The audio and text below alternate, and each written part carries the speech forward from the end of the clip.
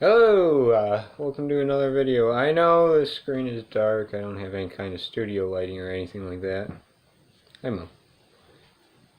Cat's over here wanting attention, blah blah blah. I'm gonna go over something with this.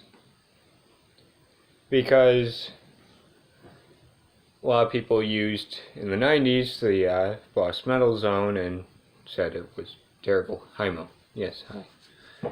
He's gotta be center of attention. He does. But they couldn't really get a good tone out of it. Now, I'm not saying I got a good tone out of it. I mean, I'm just using a 15 watt bass amp. But if you don't have an effects loop an effects loop send and return, I should say, you're not gonna get a good tone. Now with the usual settings that people would want to do. But it is a good thing for a boost.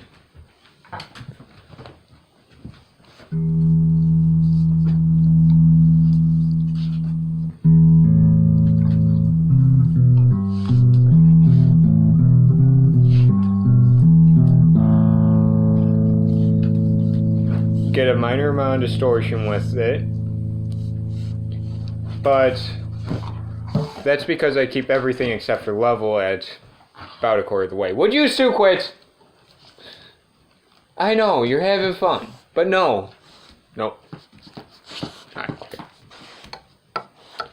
Sometimes it's annoying having two dogs that constantly try and play with each other.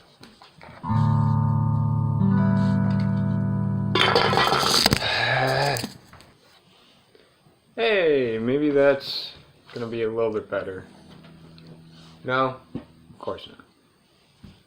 Slide over there, dog. I need a little bit of space. This isn't a child's guitar. This is a full size.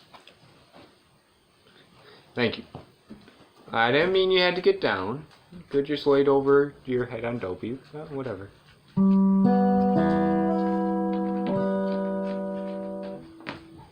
So I'm using basically a clone of the Metal Zone. I'm using a Behringer UM300. But as we all know, Behringer is basically using the same exact circuits but cheap. Because they own a majority of the parts companies that make the diodes, the silicon chips, and a lot of the circuit boards. So they can afford to. Mr. Behringer was a smart man when he bought up so many different companies.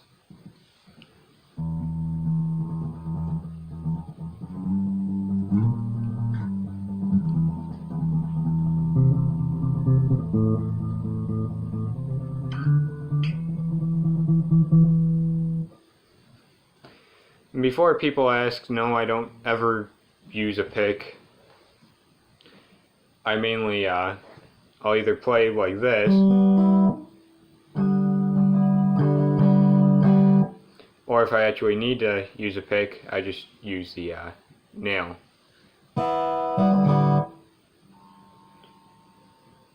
So,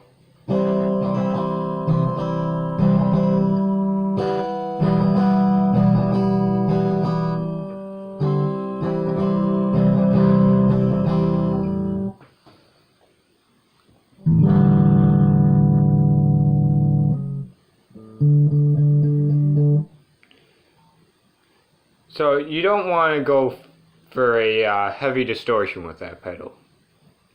If you don't got a send and return for an effects loop, don't do it. Plain and simple, it'd be the dumbest thing you could do.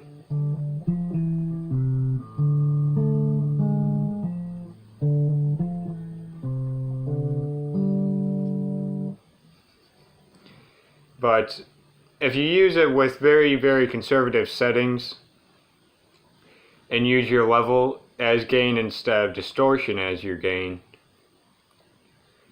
then you can get a fairly good sounding tone without having that really awful sound of shoving a bunch of bees into a can and shaking it.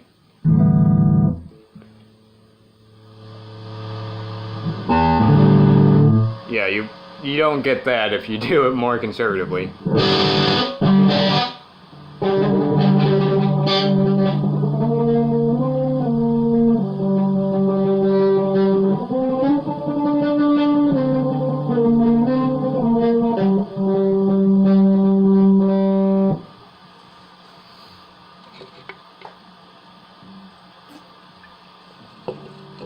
But as always, tone is in the hands of the person that's going and affecting the equipment.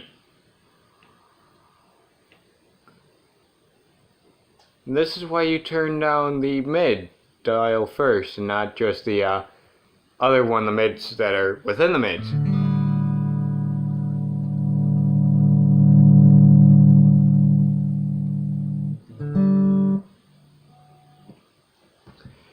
Because otherwise you could get a very, very loud screech and it's just terrible.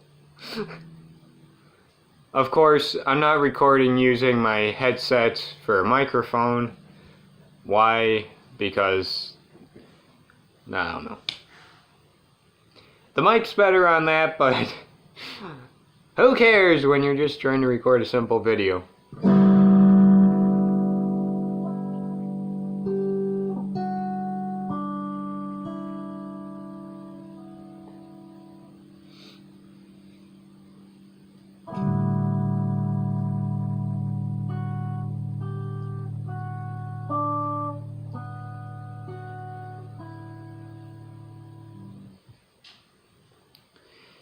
Just, if you're ever going to use a Ultra Metal 300 or a Metal Zone or anything that's meant to copy the Metal Zone, be very, very conservative on your settings. Otherwise, hook into an effects loop.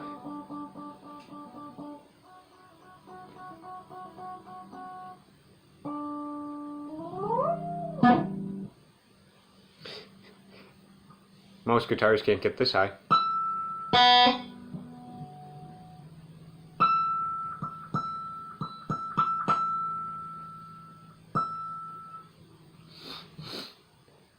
Yeah, that is E6.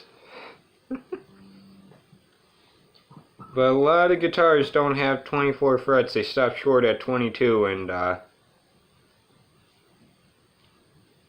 don't know, I just like 24 frets.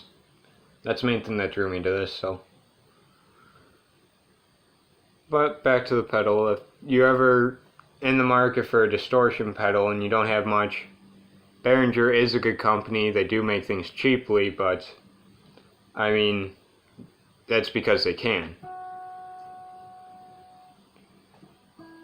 Why put in more work than, what you need to put in if your company owns a majority of the parts that are needed to make other pedals?